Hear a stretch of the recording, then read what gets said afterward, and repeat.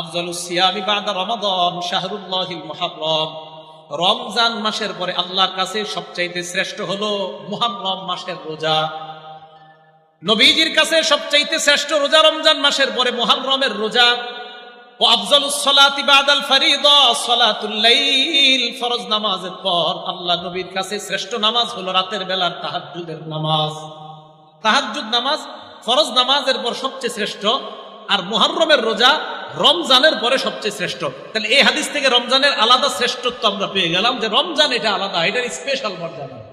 এই গেল 4 নাম্বার মুহররম মাসের রোজার ফজিলত। 5 নাম্বার আশুরার রোজার ফজিলত।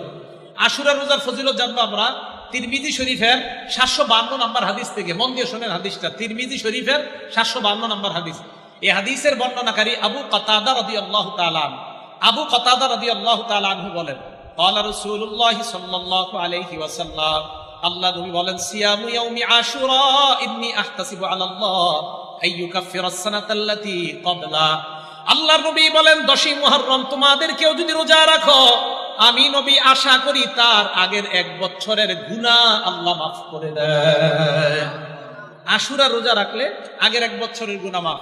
এবার আপনাদের মধ্যে সাধারণ জনগণের মধ্যে একজন বলেন তো, কোন রোজা রাখলে আগের 1 বছরের গুনাহ মাফ হয় আর পরের 1 বছরের গুনাহ মাফ হয়? আলেম ছাড়া অন্যরা বলেন, দেখি কি পারে বলেন। মাশাআল্লাহ, আরাফার রোজা। কোন রোজা?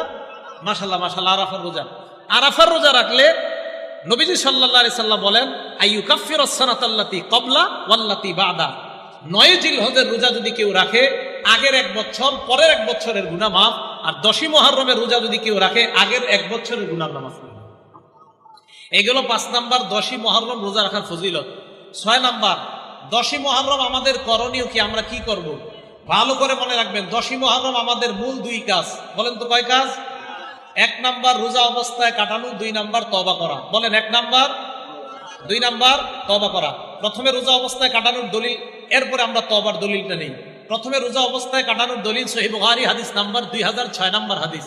আব্দুল্লাহ ইবনে আব্বাস রাদিয়াল্লাহু তাআলা আনহুমার বর্ণনা, তিনি বলেন, মা রাআইতু রাসূলুল্লাহ সাল্লাল্লাহু আলাইহি ওয়াসাল্লাম ইয়াতাহাররা সিয়ামা ইয়াউমিন ফাদদালাহু আলা গায়রিহি ইল্লা হাদাল ইয়াউম ইয়াউম আশুরা ওয়া হাদা আশ-শাহর ইয়ানি শাহর রমাদান।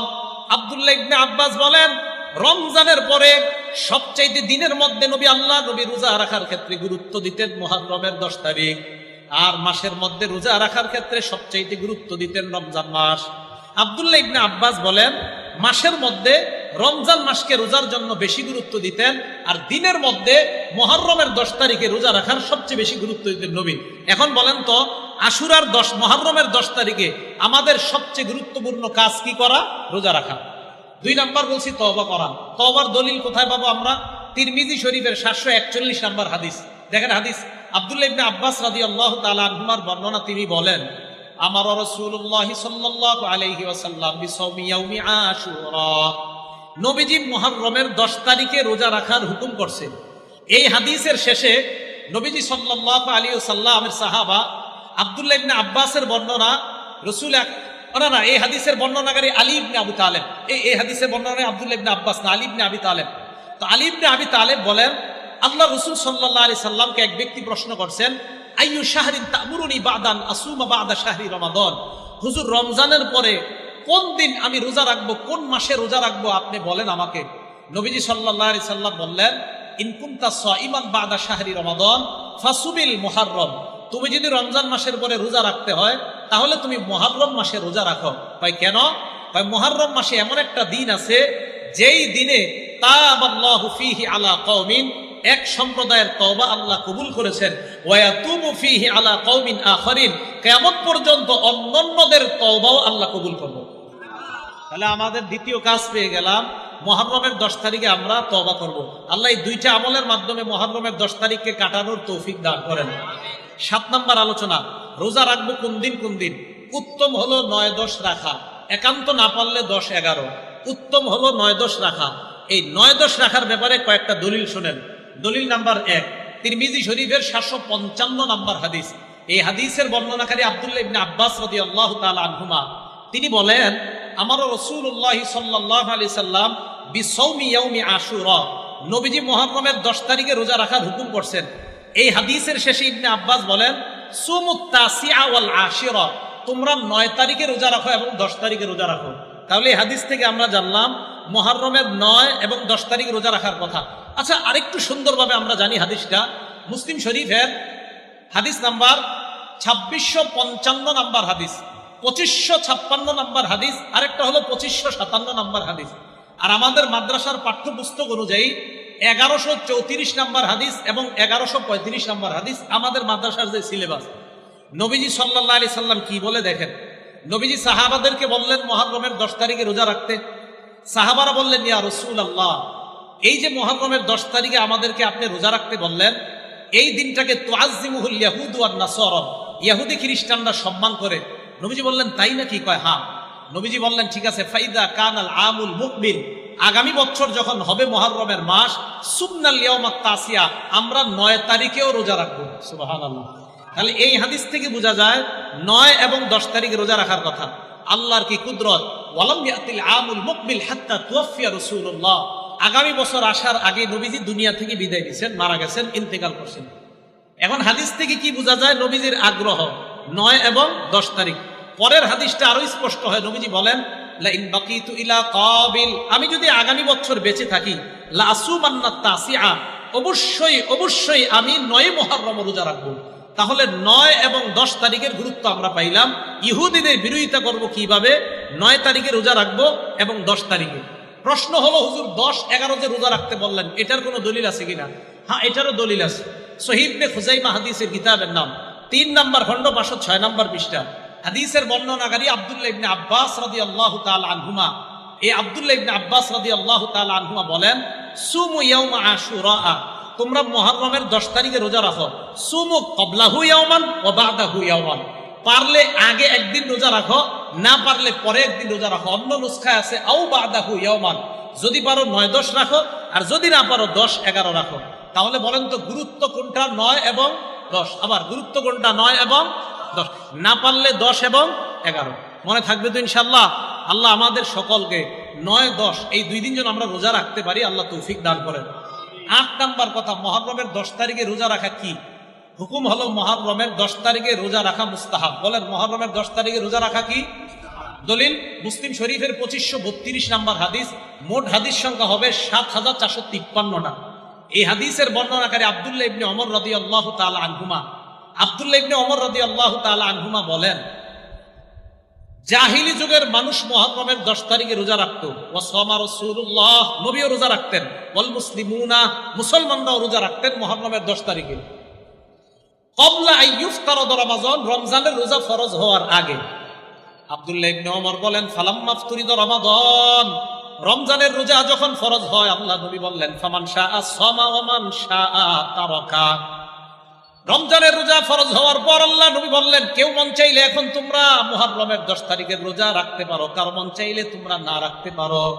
তাহলে রমজানের রোজা ফরজ হওয়ার আগে আল্লাহর নবী আবশ্যকীয়ভাবে সাহাবাদেরকে মুহররমের 10 তারিখের রোজা রাখাইতেন। আর যখন রমজানের রোজা ফরজ হয়ে যায়, নবী বললেন, কেউ চাইলে তোমরা 10 তারিখে রোজা রাখতে পারো, না চাইলে তোমরা রাখতে নাও পারো, কোনো সমস্যা নাই। এই হাদিস থেকে বুঝলাম মুহররমের 10 তারিখে রোজা রাখা মুস্তাহাব। 9 নাম্বার কথা, মুহররমের দিন বর্জনীয়, ভালো করে মনে রাখবেন, 7টা বর্জনীয়। বলেন কয়টা? 1 নাম্বার, তাজিয়া মিছিল বের করা। তাজিয়া একটা কবরের মতো বানায়া এটার এলাকায় ঘুরানো, এটার সামনে নজরানা পেশ করা। এই নজরানা আপনারা খাবেন না। 2 নাম্বার, একটা ঘরকে কেন্দ্র করে মুরসিয়া পাঠ করা। এগুলার মধ্যে অনেক কুসংস্কার হয়, এই অনুষ্ঠানে যাবেন না। 3 নাম্বার, বিলাপ করা। বিলাপ করা নিষেধ। সহিহ বুখারী হাদিস নাম্বার 1298 নাম্বার হাদিস, ইবনে মাজাহ হাদিস নাম্বার 1584 নাম্বার হাদিস। রাসূল আকরাম সাল্লাল্লাহু আলাইহি সাল্লাম বলেন, লাইসা মিন্না মান দারাবাল খুদুদ ওয়া শাক্কাল জুয়ুব ওয়া দাআ বিদাওয়াল জাহিলিয়া।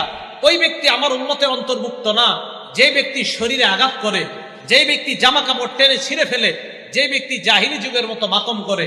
বলেন তো, মুহররম মাসকে কেন্দ্র করে একদল মানুষ, তারা না বুঝে নিজেদের শরীর রক্তাক্ত করে কিনা? রাসূল আকরাম সাল্লাল্লাহু আলাইহি সাল্লাম বললেন, তারা আমার উম্মতের অন্তর্ভুক্ত না। জানেন, আশ্চর্য একটা হাদিস, সহিহ বুখারী হাদিস নাম্বার 1296 নাম্বার হাদিস। এই হাদিসের মধ্যে আসছে, ইন্না রাসূলুল্লাহ সাল্লাল্লাহু আলাইহি সাল্লাম বারিউম মিনাস সালিকাহ ওয়াল হালিকাহ ওয়াশ শাক্কা। রাসূল আকরাম সাল্লাল্লাহু আলাইহি সাল্লাম ওই ব্যক্তি থেকে মুক্ত, ওই নারী থেকে মুক্ত যেই নারীরা বাপ মারা যাওয়ার পরে জোরে জোরে চিৎকার করে কান্নাকাটি করে আর বলে আল্লাহ আমার আব্বারই দেখলো আর কাউরে দেখলো না, আসি কিন্তু এলাকার মধ্যে আজরাইল আমার ঘরটা চিনল আর কারো ঘর চিনল না। নবী কয় এই নারী থেকে আমি মুক্ত, এই জাতীয় কর্মকাণ্ড যারা করবে তাদের থেকে আমি মুক্ত। অসাক্য জামা কাপড় ছিঁড়ে ফেলে এই জীবন আমি আর রাখবো না, নবীজি কয় তার থেকে আমি মুক্ত। এই কোন শোককে কেন্দ্র করে মাথা মুন্ডন করে নবী কয় তার থেকে আমি মুক্ত। তাহলে আপনাদের কাছে জানতে চাই, মুহররম মাসকে কেন্দ্র করে মাতম করা হালাল না হারাম? এটা করা যাবে না। আল্লাহ আমাদের সকলকে বেঁচে থাকার তৌফিক দান করেন। একটা কিতাব আছে নাম আল জামিউস সগীর, এই কিতাবের 4201 নম্বর হাদিস। এই হাদিসের মধ্যে আসছে রাসূল আকরাম সাল্লাল্লাহু আলাইহি সাল্লামের মেয়ে জয়নব রাদিয়াল্লাহু তাআলা আনহা মারা গেছে। এই জয়নব মারা যাওয়ার পর বাকাতিন নিসা, নারীরা কান্নাকাটি শুরু করছে। ফাজাআলা উমর ইয়াদরিবুহুন্না বিসাউতিহি, হযরত ওমর চাবুক ধরছে সবগুলার মাথায়, কি করো, থামো সব, কাঁদতেছে। নবীজি বললেন মাহলান ইয়া উমর, ওমর থামো, একটু নরম হও। এবার আল্লাহর নবী নারীদেরকে বললেন ইয়াকুন্না ওয়া নাঈকাশ শাইতান, শয়তানের আওয়াজ থেকে তোমরা বাঁচো। শয়তান এইভাবে বিলাপ করে, জোরে জোরে কান্নাকাটি করে, তার আওয়াজ থেকে তোমরা বাঁচো। আল্লাহ নবী বললেন শোনো, মাহমা ইয়াকুনু মিনাল আইনি ওয়াল কলব, চোখের পানি যদি আসে আর অন্তর থেকে যদি চোখের পানি আসে, ফামিনাল্লাহ ওয়া মিনার রহমান, অটোমেটিক যদি চোখের পানি আসে কারো শোকে, এটা আল্লাহর পক্ষ থেকে রহমত। অটোমেটিক যদি চোখের পানি আসে, এটা আল্লাহর পক্ষ থেকে রহমত। এবার আল্লাহ নবী কি বলে, আমার দিকে তাকান, ওয়া মাহমা ইয়াকুনু মিনাল লিসান, আর যদি জবান থেকে হয়, ওয়াল ইয়াদি, এবং হাত থেকে। দেখেন জবান থেকে আর হাত থেকে দেখেন, জবানে বলে হায়, হাতে দিয়ে আঘাত করে, হায় আঘাত, হায় আঘাত, জবান আর হাত, জবান আর হাত, শোকে জবান ব্যবহার হচ্ছে, হাত ব্যবহার হচ্ছে। নবীজি কয় ফামিনাশ শাইতান, এটা শয়তানের পক্ষ থেকে। জবান আর হাত ফামিনাশ শাইতান, নবী বলছেন এটা শয়তানের পক্ষ থেকে। এটা মেশকাতে পাবেন আপনার হাদিসটা, বাকি আল জামিউস সগীরের মধ্যে সনদ সহিহ আসছে, তাই আমি এটা বর্ণনা করলাম। বর্তমানে আবার সহির যুগ চলতেছে। কিসের যুগ? মাশাআল্লাহ, এই জন্য সহিগুলাই বলার চেষ্টা করতেছে। আজ যাই হোক, রাসূল আকরাম সাল্লাল্লাহু আলাইহি সাল্লাম এই কথাটা বললেন। এটা হলো 9 নম্বর কথা। 10 নম্বর, কারো মৃত্যুতে আমাদের কি করণীয়? মনে রাখবেন, কারো মৃত্যুতে আমাদের কি করণীয়? এলাকার কেউ মারা যায় না, কারো মৃত্যুতে আমাদের 1 নম্বর করণীয়, বলেন ইন্না লিল্লাহি ওয়া ইন্না ইলাইহি রাজিউন, এটা পড়া। 2 নম্বর করণীয়, বুখারী শরীফের 1284 নম্বর হাদিস থেকে একটা দোয়া শিখাবো, আজকে থেকে এটা পড়বেন। নবীজির কন্যা মানে নবীজির এক নাতি মারা যায়, মারা যাওয়ার পর মারা যাবে যাবে অবস্থা, নবীর কন্যা আল্লাহ নবীর কাছে সংবাদ পাঠাইলেন, আব্বা ইন্না ইবনালি কুবিজ, আব্বা আমার ছেলেটা মুমূর্ষ অবস্থায় আছে, মারা যাবে যাবে অবস্থা, আব্বা মেহেরবানি করে আমাদের বাসায় একটু আসেন। বুখারীর বর্ণনা। নবীজি জবাব পাঠায়া দিলেন, যাও যাও আমার কন্যাকে সালাম দিবা, সালাম দিয়ে বলবা, পড়েন ইন্না লিল্লাহ, ইন্না টান দিয়ে না, বলেন ইন্না লিল্লাহ মা আখাযা ওয়া লাহু মা আ'তা, আবার ইন্না লিল্লাহ মা আখাযা, যেটা নিয়ে যায় এটাও আল্লাহর, বলেন যেটা রেখে দেয় এটাও আল্লাহর। তো নবীজি শিখিয়ে দিলেন ইন্না লিল্লাহি মা আখাযা, যেটা নিয়ে গেছে আল্লাহ এটাও আল্লাহ, ওয়া লাহু মা আ'তা, যেটা আল্লাহ রেখে দেয় এটাও আল্লাহ। আপনার 4 সন্তানের 3টা যদি নিয়ে যায় এটাও আল্লাহ, 2টা রেখে দিছে এটাও আল্লাহ, এটাও কার? আল্লাহ। অকুল্লু শাইইন ইনদাহু বিআজালিন মুসাম্মা, আল্লাহর কাছে প্রত্যেকটা জিনিসের একটা নির্ধারিত সময় আছে, ওই সময় আসলে তোমার সন্তান চলে যাবে, এটা আল্লাহর ফয়সালা। তো নবীজি বললেন আমার মেয়েকে বলবা ফাল তাসবির ওয়াল তাহতাসিব, আমার মেয়ে যেন ধৈর্য ধারণ করে এবং সওয়াবের আশা করে। তাহলে কেউ মারা গেলে 1 নাম্বার আমরা ইন্না লিল্লাহি ওয়া ইন্না ইলাইহি রাজিউন পড়া। 2 নাম্বার, কেউ মারা গেলে আমরা বলা ইন্না লিল্লাহি মা আখাযা ওয়া লাহু মা আ'তা ওয়া কুল্লু শাইইন ইনদাহু বিআজালিন মুসাম্মা, যদি পারেন আর কি এটা পড়া। তাহলে 9 নম্বরে বর্জনীয়গুলা সব শেষ করি নেই তো।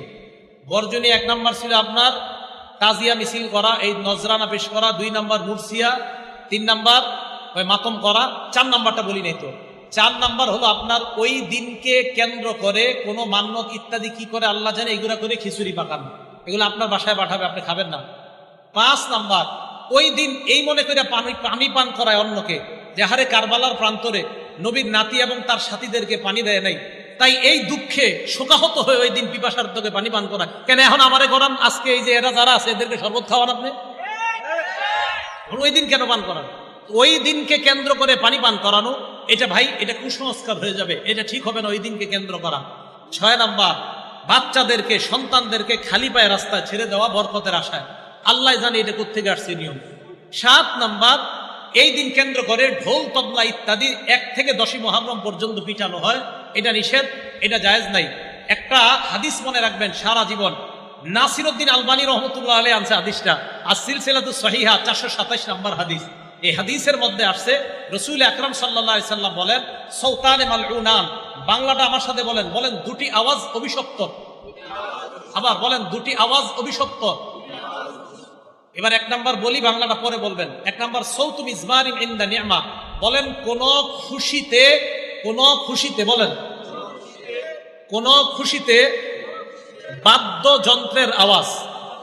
তাহলে বিয়ের পার্টিতে ঢোল তবলা ডেক সেট বাজানো, গায়ে হলুদের পার্টিতে ডেক সেট বাজানো, এই আনন্দে এটা বাজানো মানে শয়তানের আওয়াজ, অভিশপ্ত আওয়াজ আপনার বাসায় চলতেছে, আর এই অভিশপ্ত আওয়াজের মাধ্যমে আপনার মেয়েটাকে আরেকজনের হাতে তুলে দিবেন, এটা অভিশপ্ত আওয়াজ। আপনার বাসায় বিয়েকে কেন্দ্র করে যে ডেক সেট চলে, ক্যাসেট চলে, এটা অভিশপ্ত আওয়াজ। তাহলে একটা পাইলাম। 2, ওয়াসসাউতু ওয়াইলিন ইনদা মুসিবা, বিপদের সময় ধ্বংসাত্মক আওয়াজ করা, বিপদের সময় ধ্বংসাত্মক কোন আওয়াজ করা। ইমাম হুসাইন রাদিয়াল্লাহু তাআলা আনহুর শাহাদাত নিঃসন্দেহে আমাদের জন্য কষ্টকর, কোনো সন্দেহ নাই। হুসাইন রাদিয়াল্লাহু তাআলা আনহুর শাহাদাত নিঃসন্দেহে আমাদের জন্য কষ্টকর। আলী রাদিয়াল্লাহু তাআলা আনহুর শাহাদাত আমাদের জন্য কষ্টকর। ওমর ফারুক রাদিয়াল্লাহু তাআলা আনহুর শাহাদাত আমাদের জন্য কষ্টকর। হযরত ওসমান গনির শাহাদাত আমাদের জন্য কষ্টকর। হযরতে হামজার শাহাদাত আমাদের জন্য কষ্টকর। রাসূল আকরাম সাল্লাল্লাহু আলাইহি সাল্লামের সাহাবা হযরত খুবাইবকে যেইভাবে শহীদ করা হয়েছে, ছুরিবিদ্ধ করে, আপনার একের পর এক শরীরের মধ্যে কাটা বিদ্ধ করে, ওইটা আমি বলেছিল, তোমাকে যদি এই জায়গায় রাখা হয়, মুহাম্মদ সাল্লাল্লাহু আলাইহি সাল্লামকে তোমার জায়গায় রাখা হয়, আর তোমাকে মুক্ত করে দেওয়া হয়, তাহলে তুমি কি মনে করো? সহিহ বুখারীর বর্ণনা 3045 নম্বর হাদিস খোলেন, লম্বা হাদিসে খুবাইবের শহীদের কথা আসছে শেষের দিকে। হযরতে খুবাইবের শাহাদাত পড়েন, হযরত হুসাইনের চেয়ে কোনো অংশে কম ছিল না এই শাহাদাতের ভয়াবহতা। হযরতে আসিম ইবনে সাবেতের শহীদ হওয়ার কথা বলেন, কোনো অংশে কম ছিল না। হযরতে আলীকে যেইভাবে শহীদ করা হয়েছে ভয়ঙ্কর প্রচণ্ডভাবে, কোনো অংশে শাহাদাতের অবস্থা ভয়ঙ্কর কম ছিল না। হযরতে হামজাকে যেইভাবে শহীদ করার পর হিন্দা হযরতে হামজার গোস্ত মুখের মধ্যে নিয়ে চাবিয়েছে, এই শাহাদাত ওইটার চেয়ে কোনো অংশে কম ছিল না। হযরতে উসমানকে প্রচণ্ডভাবে 22 দিন, কোন বর্ণনায় 40 দিনের উপরে, যেই হযরতে উসমান মুসলমানের জন্য পানির ব্যবস্থা করে দিয়েছেন, এই উসমানকে এক ঘরের মধ্যে আটক রেখে 23 দিন 22 দিন, কোন বর্ণনায় 18 দিন ঐতিহাসিক লেখেন, পানি দেয় নাই। এইভাবে হযরত উসমানকে যারা শহীদ করে দিয়েছে, কিয়ামতের ময়দানে তো হযরত উসমানের পক্ষে কোরআনই সাক্ষী হয়ে যাবে। কোরআন পড়া অবস্থায় ওনাকে শাহাদাত বরণ যখন করেন উনি, ওনার শরীরের রক্ত কোরআনের পাতায় গিয়ে পড়ছে। এই শাহাদাতও কিন্তু আমাদের জন্য কষ্টকর। বুঝাইতে চাইলাম, অন্যান্য সাহাবাতের শাহাদাত আমাদের জন্য যেমন কষ্টকর, হযরতে হুসাইনের শাহাদাতও নবীর নাতি হিসাবে আমাদের জন্য অনেক কষ্টকর। কিন্তু এই শহীদকে কেন্দ্র করে শয়তানি কোনো কর্মকাণ্ড করাটা, এটা আমাদের জন্য আরো বেশি কষ্টকর। শয়তানি কর্মকাণ্ড করা যাবে না। হযরত হুসাইন রাদিয়াল্লাহু তাআলা আনহু যদি থাকতেন আর যদি দেখতেন ওনার শাহাদাতকে কেন্দ্র করে এই কুসংস্কার করা হয়, সর্বপ্রথম তাদের বিরুদ্ধে উনি জিহাদ করতেন, যে আমারে কেন্দ্র করে তোমরা এগুলা কি করো, শরীয়ত বহির্ভূত কাজ। তাহলে আমরা নবীর নাতিকে অবশ্যই মহব্বত করি, হযরতে হুসাইনকে আমরা মহব্বত করি। ওনার শাহাদাত আমাদের জন্য কষ্টকর, এটা একটা বিপদ। এই বিপদের সময় ধ্বংসাত্মক কোনো কথা মুখ দিয়ে বলাটা, এটা অভিশপ্ত আওয়াজ। তাহলে অভিশপ্ত আওয়াজ কয়টা? অভিশপ্ত আওয়াজ কয়টা? নেয়ামতের সময় ঢোল তবলা ডেকসেট বাজানো অভিশপ্ত আওয়াজ, আর বিপদে ঢোল তবলা বাজানো অভিশপ্ত আওয়াজ। এই 10 দিন ঢাকা শহর ঢোল তবলায় পুরো অবস্থা খারাপ। দেশ গ্রামে এখনো আসে নাই মনে হয়, আছে? যাই হোক, তাহলে এই হলো আপনার 7টা কাজ বর্জনীয়। তো 10 নম্বর আলোচনা কিন্তু করে ফেলছি, 9 নম্বরটা করার একটু মাঝখানে 10 নম্বর করছি, ওই যে আমরা কারো মৃত্যুতে কি করব। 11 নম্বর আলোচনাটা, এটা আপনারা সবাই একটু মুখস্থ করতে হবে আমার সাথে। আমাদের নবীজি দুনিয়া থেকে বিদায় নিলেন। নবীজি বিদায় নেওয়ার 50 বছর পর হুসাইন রাদিয়াল্লাহু তাআলা 61 হিজরির 10ই মুহররম শহীদ হয়। তাহলে আমাদের নবী দুনিয়া থেকে বিদায় নেওয়ার 50 বছর পর 61 হিজরির 10ই মুহররম হুসাইন রাদিয়াল্লাহু তাআলা আনহু শহীদ হয়। উনি শহীদ হওয়ার ৩০০ বছর পর ৩৫২ হিজরিতে মুইজুদ্দৌলাহ বলেন মুইজুদ্দৌলা নামক ব্যক্তি ৩৫২ হিজরিতে সর্বপ্রথম ইরাকের বাগদাদে ১০ই মুহররমের এই মাতমের প্রথা চালু করে। নাম কি? কত হিজরিতে? না, সবাই কইতে হবে কত হিজরি? ইমাম হুসাইন শাহাদাতের কয় বছর পর? ৩০০। হুসাইন শহীদ হইলেন ৬১ হিজরির ১০ই মুহররম, এরও প্রায় ৩০০ বছর পর ৩৫২ হিজরির ১০ই মুহররমকে মুইজুদ্দৌলা নামক এক ব্যক্তি ইরাকের বাগদাদের মধ্যে এই প্রথা চালু করে। এরপরে ৩৬৩ হিজরিতে এই প্রথাটা মিশরে ছড়ায় পড়ে, মিশর থেকে পুরা দুনিয়ার মধ্যে ছড়ায় পড়ে। এখন আপনাদের কাছে আমি জিজ্ঞাসা করতে চাই, ১০ই মুহররম যে ইত্যাদি বিভিন্ন কাজগুলা করা হয়, বলেন তো কত হিজরি থেকে? ৩০০। কে শুরু করছে? কোন এলাকায়? বাগদাদে। এরপরে এটা কোথায় গেছে? মিশর। এরপর সারা দুনিয়াতে। এই কথাগুলো আমাদের কিতাবে আছে, মানে আমরা যারা কিতাব পড়ি, আমাদের মতো আলেম যারা, তারা লেখছে। মানে আপনার আল বিদায়া ওয়ান নিহায়ার লেখক লেখছে, আল্লামা ইবনে আসির লেখছে, তো বলবে এটি হুজুর তোমরা বানায় লেখছো। এখন কথা হলো শিয়া ভাইদের কিতাবে কি আছে দেখি। কাদের কিতাবে? এক শিয়ার লেখকের নাম সৈয়দ আমির আলী। বলেন কি নাম? উনি কি শিয়া? এই লেখক উনি কি? সাবধান, কাউকে আপনারা আঘাত করে কথা বলবেন না, শিয়া ভাইদেরকেও মহব্বতের সাথে বুঝাইবেন। সৈয়দ আমির আলী উনি কি ছিলেন? একজন স্পিরিট অফ ইসলাম। বলেন কি নাম? Story of evolution. এই বইয়ের মধ্যে সে লেখছে যে দ্য স্পিরিট অফ ইসলাম, এই বইয়ের মধ্যে সে লেখছে মুইজুদ্দৌলা এই ব্যক্তিটা অলসো ইনস্টিটিউট দ্য ইয়াউমে আশুরা, দ্য ডে অফ মর্নিং, শোকের দিবস হিসাবে সর্বপ্রথম মুইজুদ্দৌলা নামক ব্যক্তি এই মুহররমের ১০ তারিখকে শোকের দিবস হিসাবে সর্বপ্রথম আবিষ্কার করছে। বলেন তো এই লেখাটা কি আমাদের না একজন শিয়া লেখকের? এই তো মাশাআল্লাহ, তাহলে শিয়া লেখক ভাই উনিও লেখলেন যে ওনাদের এই ইতিহাস মুইজুদ্দৌলা নামক ওই ব্যক্তি শুরু করছে। এই বইয়ের, এই ভাইয়ের আরেকটা বই আছে, ওখানে লেখছে হি ওয়াজ আ শিয়া। এই মুইজুদ্দৌলা একজন শিয়া ছিলেন। ওখানে লেখছে হি ইস্টাবলিশড, সেখানে লেখছে হি ইস্টাবলিশড, এখানে ইনস্টিটিউট লেখছে, ওখানে ইস্টাবলিশড। মানে এটার প্রতিষ্ঠা করেছেন যিনি, তার নাম মুইজুদ্দৌলা। সর্বপ্রথম ৩৫২তে ইরাকের বাগদাদের মধ্যে এটা আবিষ্কার করেছেন। সময়ের অভাবে আমি আরো অনেকগুলা কিতাবের কথা বলতে পারলাম না। শিয়া বাইদেরই অসংখ্য কিতাব লেখা আরবি ভাষায়, যেগুলাতে তারাও স্বীকার করছে যে এইগুলার আবিষ্কার ৩৫২ পর থেকে। তাহলে আমাদের কিতাবেও এগুলা লেখা, তাদের কিতাবেও এগুলা লেখা। প্রিয় শিয়া সম্প্রদায়ের ভাই আপনারা যারা আছেন, মেহেরবানি করে আপনাদের ইতিহাসটা আপনারা জানেন। জানার পর আপনি সিদ্ধান্ত নেবেন যে আমি কি সঠিক বিষয় পালন করতেছি না ভুল বিষয় পালন করতেছি। 11টা বিষয় বললাম। মুহররমের তাৎপর্য, 2 নাম্বার আশুরার তাৎপর্য, 3 নাম্বার 4টা আমল নবীজি কখনো ছাড়তেন না, 4 নাম্বার মুহররমের রোজার ফজিলত, 5 নাম্বার আশুরার রোজার ফজিলত, 6 নাম্বার করণীয়, 7 নাম্বার 9-10 রোজা রাখা, না পারলে 10-11 রোজা রাখা, 8 নাম্বার মুহররমের দিন রোজা রাখার হুকুম কি মুস্তাহাব, 9 নাম্বার মুহররমের দিন বর্জনীয়, 10 নাম্বার কারো মৃত্যুতে আমরা কি করব, 11 নাম্বার মুহররমের বর্তমান প্রচলিত ইতিহাস কখন থেকে শুরু হয়।